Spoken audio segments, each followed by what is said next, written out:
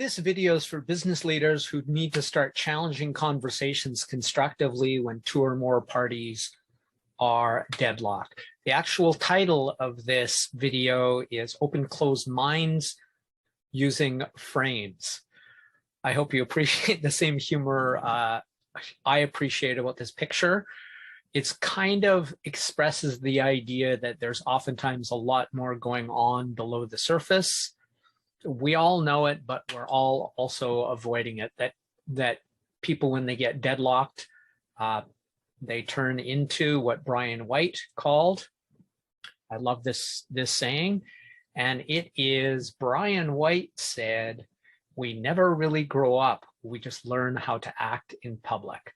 I wish it weren't so, but the vast majority of people, myself included, I think most people in the world, have to admit that they're less than their best version of their grown-up selves when too many emotions get in it, when people are too passionate and not really willing to hear anybody else's perspective.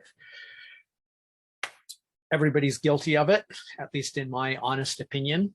So this frame that I'm going to talk about, and this is really all it is, this is to frame the beginning of a conversation. It needs to go much further than this. This particular frame is my own invention, though I would not doubt at all if others have come up with exactly the same thing. But this is only to start it, and it's a proposal. It's untested. It is simply a proposal as to getting people to say out loud something that is, I hope for most human beings, undeniably true, and they would have a hard time even taking themselves seriously to disagree with these statements. So here we go. It is that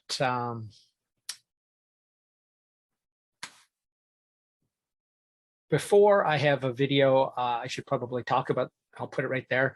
I did a video which was essentially an introduction to motivational interviewing, which I am nowhere near qualified to describe. I'm only qualified enough to introduce the idea because I think it's so super valuable that everybody should know about it.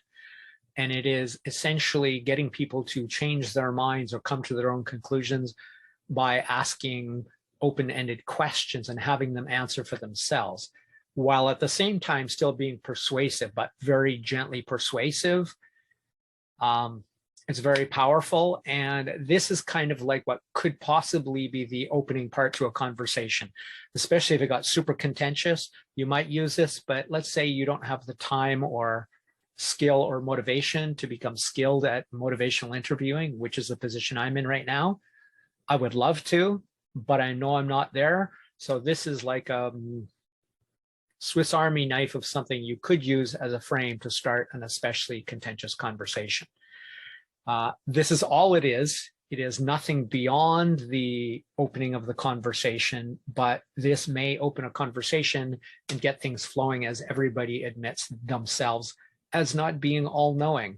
That seems silly, but let's face it, that's oftentimes how we feel or how we behave or how we come across to others. And believe me, I have only today been given that feedback that it at least feels like that's how I'm coming across sometimes. I totally get that. Totally get why people would feel that way sometimes. So in this case, essentially what it is it comes down to the idea that none of us is all-knowing or knows everything, but by saying it out loud, by articulating it through this series of yes-no questions, oftentimes open-ended questions are better, but in this case, this is yes-no questions, get at a specific point, confirm specific information, and move a conversation along more quickly, but it has to have that structure because unlike open-ended questions, my very favorite kind, WH questions, this tends to end dialogue, but this is to establish a frame quickly so that you can then move forward into a conversation where everybody agrees on these points, or at least we hope so. If they don't, it's probably not a time to have the conversation. It's probably a time to park the conversation until you reasonably expect to get agreement on these very fundamental points. So Here are the questions. We all have something left to learn. Do you agree? And I quite literally mean this. Now, this could be yourself and some other individual. This could be yourself and other teams or groups, or it could be two separate groups, and you, because you're the leader, have to sort of arbitrate what has come down to hopefully nothing quite as extreme as blows, but you want to prevent it from ever getting near there. But remember, people never really grow up. They just learn how to act in public. So prevention is better than cure. Let's see if this idea works. So if they agree that everybody has something left to learn. If not, well, some of these questions you may or may not include if you use this frame. But the next question is, and that's all I'm going to do is introduce these and throw these out there today. That's it. Do you agree that we always know less than we have yet to learn? Again, I would assume most people would say yes unreservedly to this, though they may not want to. But even if they say no to those two questions, let's see here. Where did we go?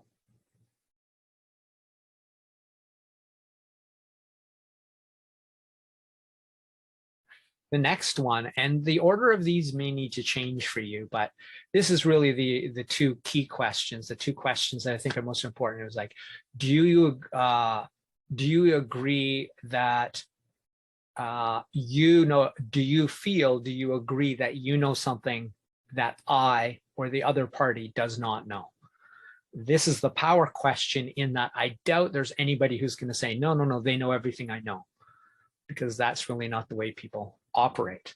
But then you follow that question with, do you agree then that it's possible, or that there's probably something that I or the other party knows that you do not?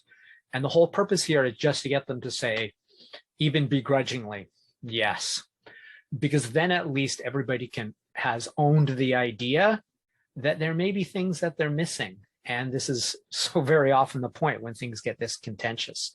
So assuming that all parties agree to all, or at least the final two questions that I've posed, then you can maybe now introduce some information that says, okay, they say this. Do you agree that's true? Break it down. Yes, no is only a good place to start in terms of agreeing on some fundamental things before ideally moving to open-ended questions and getting the conversation going. It's just for both parties or all parties to admit that there's more they can know and things they may not know that they do not know. Now, I would say if any of the parties like vehemently disagree, especially with the last two questions, do you know something I don't? I would be shocked if any human being disagreed with that, unless they were nuts, but I guess it's possible. And is it possible, or do you think I probably know something that you don't? Those ones especially, but plus the other two questions, if there can't be some sort of consensus that yes, it's possible that you know something I don't, but it's important, I think, and this is why I structured this way, is to first offer, it is absolutely true, I believe wholeheartedly, that I do not know something that you know.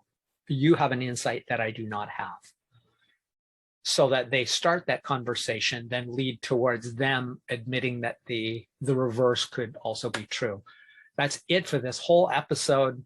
I hope this has been of use. This is speculation in theory and nothing more. This has been Crush It Club 152,